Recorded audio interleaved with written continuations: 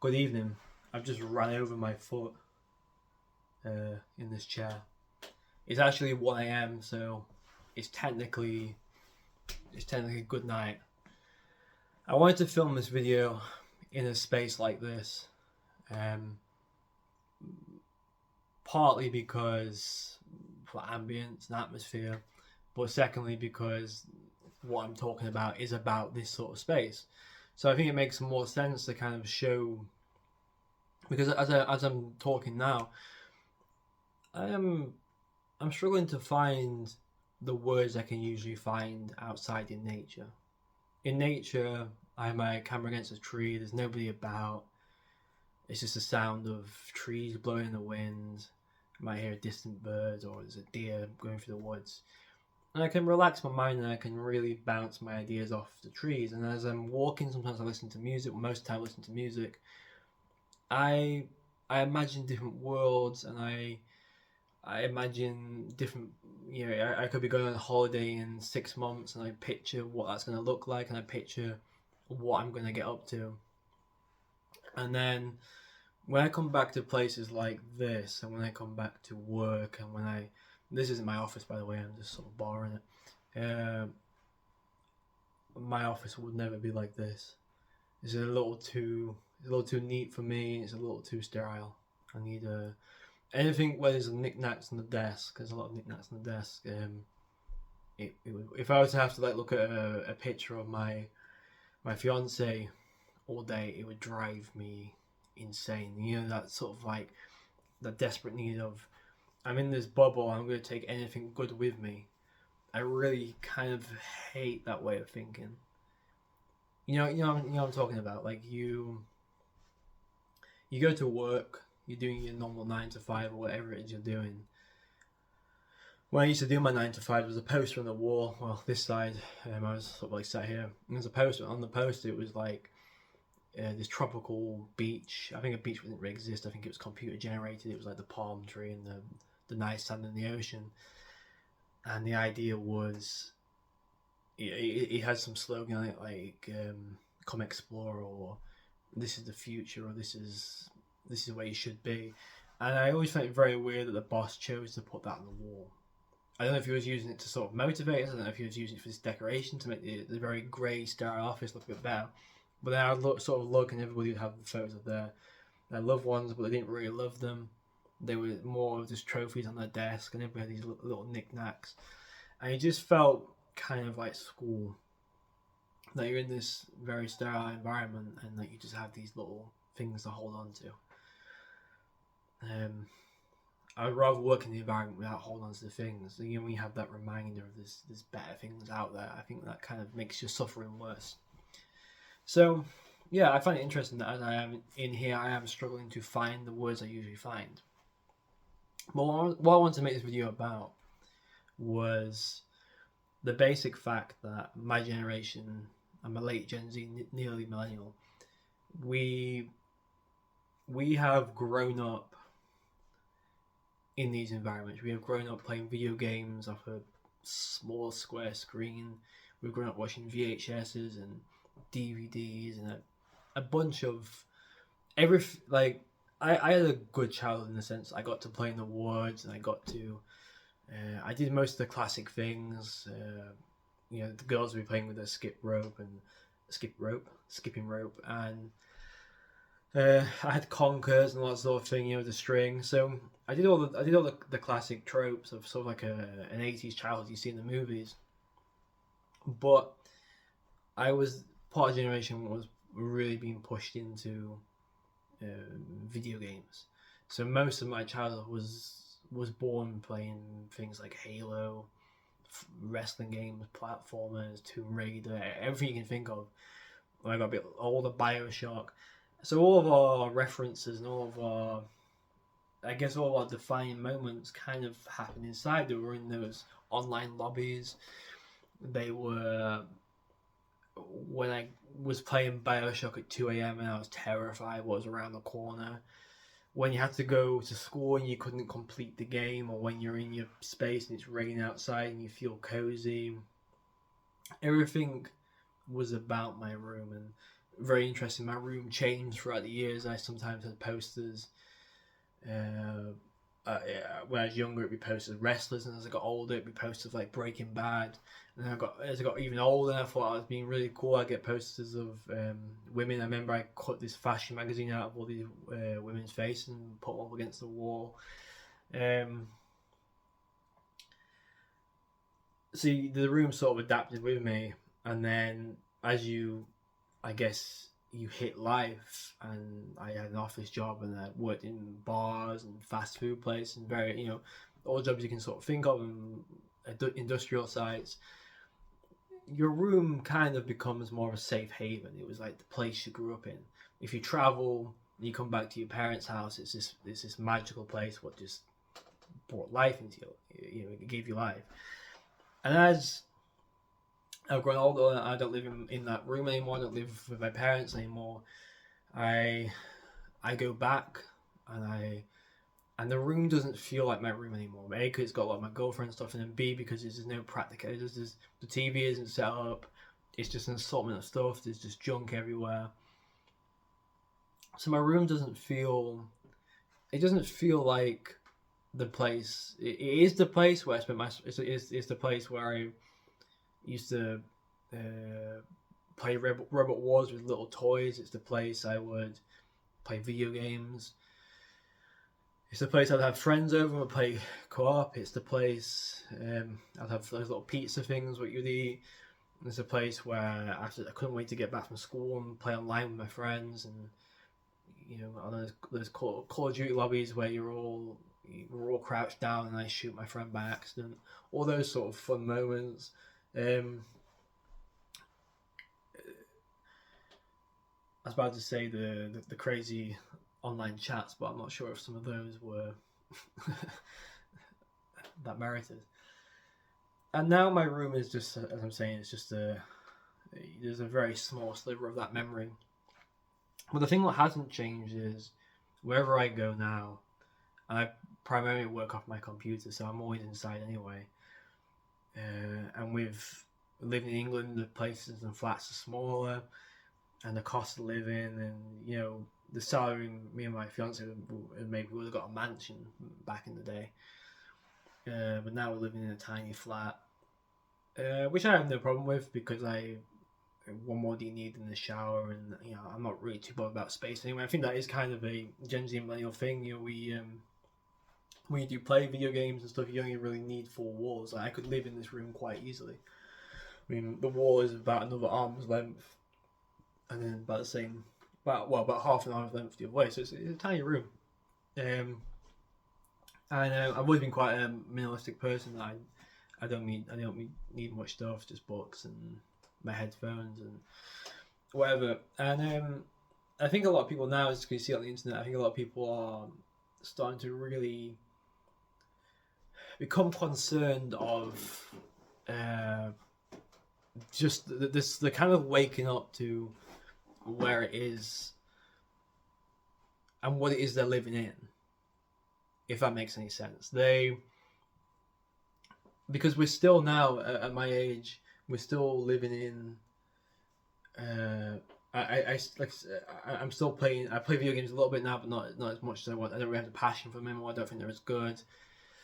But I'm still inside. Most of the stuff I still cook with my fiance inside. I still work inside, and it's rare I go outside. When I do go outside, it's just capitalism everywhere, and there's just a lot of it's all stuff I've seen before. It's like when you're younger in your head, you think I'm going to be hanging out in cafes and bars, and you realize they're expensive, and there's nothing really.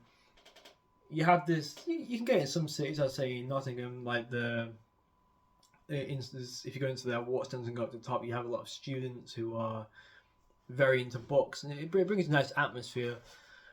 But most places, they're not places I want to sit in, or there's not places what I feel relaxed in, because there's just so much stuff. Like, you just see a signpost selling this to you. You see billboards like that, and everything. There's just so much noise and so much cars. Everybody's in a rush. So I never really feel that relaxed outside, and I believe that is actually why we are living indoors like hermits more. But I think what's happening is we're all kind of waking up. There's fucking these boxes. They're very cool, like the classic old boxes you'd find like a dead artist's house, and you know, take the lid off and there'll be photos, and or maybe a serial killer's house. That's really exciting, kids. Yeah,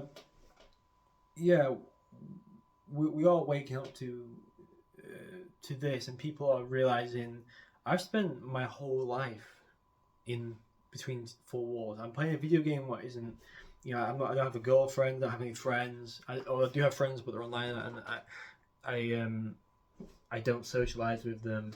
Um I'm feeling depressed because I need those dopamine hits. I need to keep playing this game. I need to get better at it. Maybe I'm still with my parents, so you can sort of feel the aggro. It's like when I play video games now, there's this relaxing sense. I mean, I play all video games, but I'm a huge Fallout New Vegas fan. I love that game so much. I loved it when it came out. I love playing it. When it came out, it's like it's gone three waves for me. When it came out, it was just I couldn't believe what I was playing, like the imagination, and so I never completed it because I just couldn't believe it. And then I came at it again. I don't think I even ever completed it that time either. But when I came at it again, it was more about really getting into the game, the depth, and then I left it, and it's always became sort of a cherished memory for me. And I've started playing it again now, last year. I've put a lot of time into the game, but it's just so relaxing because there's no pressure.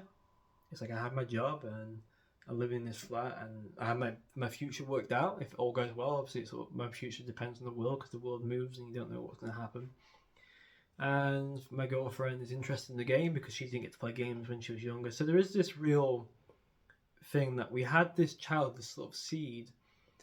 I'm just trying to give you a bit of an alternative take now, that we had this seed, and now when we're older, we sort of come back to it. We come back to Fallout New Vegas, we come back to the game, and we relive it, and we look at it in a different light, in a different way. This lighting's very harsh. I don't know what noise is. Oh, it's the computer starting. Now the problem is, what I think where a lot of people is, because I also too have these moments of I feel like I've wasted time. I feel like I'm wasting time. I even feel that if I'm reading a book, I feel like I should be doing something even more productive. Another alternative take to that is, before I continue, is it, you know, some of the stuff what we have played video game wise, like BioShock, Fallout, Skyrim. These are intelligent games. These are problem solving games, and these are really good worlds. Like these 70s films are amazing. 70s music is amazing. 30s music is cool. It was all cool. The birth of rap and everything is everything we've missed. My generation. It's all great. But you know what? We got some cool things too. We got Messi Ronaldo. We got BioShock. We got Fallout. We got these really vast universes that we get to play around in. And we get to have fun in, and we get to be a kid in these universes. So that is kind of the alternative take. But what I've noticed, and where I think a lot of people's active depression comes from, and if you are somebody who is inside and you're just hating the walls, and you're even hating outside, it's like people are saying you need to go outside and experience life, but you go outside and it's like, I don't like this either. I think the thing what people are missing is they're missing a sort of a shared experience. I mean, as we grow older, we lose the friends we originally played those video games with, so they just become memories. And the memories are almost so powerful when we try to recreate them with somebody else, when we try to talk about them, they fade away. It's a bit like the whole Star Wars thing. Like Star Wars, I'm sorry, isn't as good. The first three films in the original trilogy, they're kind of flawless, and they're just these brilliant sci-fi things, and they inflame your mind. And the new trilogy, people are starting to like it again because it was their childhood, and maybe they'll have it again with the even newer trilogy, the sequel one. But with it being so in our face and so mass produced, and with, you know, Andor was the only good thing to really come out of all this. The reason why Andor worked, and the reason why people didn't like it, is because people want to watch the new Star Wars to relive their childhood, but that's over. We can't relive. We can enjoy it, we can go back and watch the originals, but we can't try and bring it with us because times change. So it's time we move on, we look at something different, like Andor. Something maybe more mature to our age, and something was looking at the universe with a complete different scope and a complete different look. Something that's not trying to please the fans, so almost appease the fans. Like and that's what a lot of people try and do. They're just not aging with the content. I make sure that I never go back to my village pub. I had amazing nights in my village pub. I will never go back there. Never. Reason why, because I feel the era's over. My friends, what I had a good time with in that pub, are no longer there. I'll play some old games, but only because I'm really curious. I want to play them back. I have no pressure on the Fallout TV show being great, which is okay. I have no pressure on the next Fallout. I just enjoy these games. I don't really care what's going to come next. I'm looking for the next thing.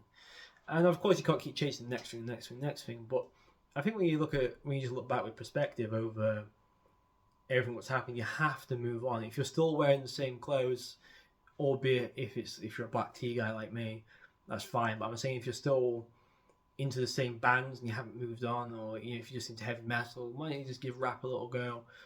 You got to keep changing your pattern, and that's how you slowly get out of your depression. And because the things when you do look around, it's like, yeah, these walls are depressing.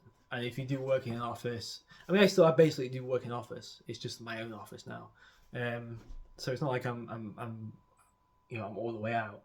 But I spend a lot of time walking, and I try to travel a lot, and I'll go out and I'll get something to eat, and I try to break up my day, and I try to enjoy those things as much as I can. And I think that's the thing. It's like you can be very cynical. You can go to supermarkets and you can be very cynical about what they're selling and the prices, and you can be very cynical at the world. You can stay in places like this, and you can. And there is a lot of faults to pick with the world, but just to sort of conclude now, when you travel, when you meet new people, when you leave this place, and when you go, I don't think we're ever going to replace. I think this is just speaking directly to my generation. I don't think we're ever going to replace the feeling of the rain on the window and those childhood memories like Simpsons, and those things are irreplaceable. And we shouldn't try to repeat it. And that's where the depression comes in, because we're growing older and we don't feel life has moved on. We don't feel we have new experiences, but we have to be willing to grasp new experiences. It's time. There's so many people just in my generation that just won't travel. They just won't. Look, we grew up on Indiana Jones. I know it wasn't part of our generation, but we grew up watching on VHS. We grew up with all these adventure heroes and Uncharted, Nathan Drake. And the reason why we like these games is because they gave the world freedom, albeit things like The Walking Dead or these dystopians, but the dystopians with freedom. Like, the world's ended. I'm gonna be around all these cool characters, and it's gonna be fun, and it's gonna be all. We're a generation that does urban exploring, and we do all this sort of stuff, and we look at the world differently with different comedy, and we have people like Matan who just rips people apart, and so yeah, we have to, and this is speaking out my generation now. We have to always be looking for the next adventure and really make sure that we're living life to the fullest. Okay, so have a good week. I hope this has been helpful. And doing a bit of traveling right now, so these videos, as you can see, sort of by my laziness, hence why I'm filming. Now, I actually want to do this video a while back, and then I was sort of saving it for a time when I was busy and I needed to get a bit more content out, so I could just film it inside. My office is down there, so this is an easy video. Alright, so have a good one, and cheers, and ciao.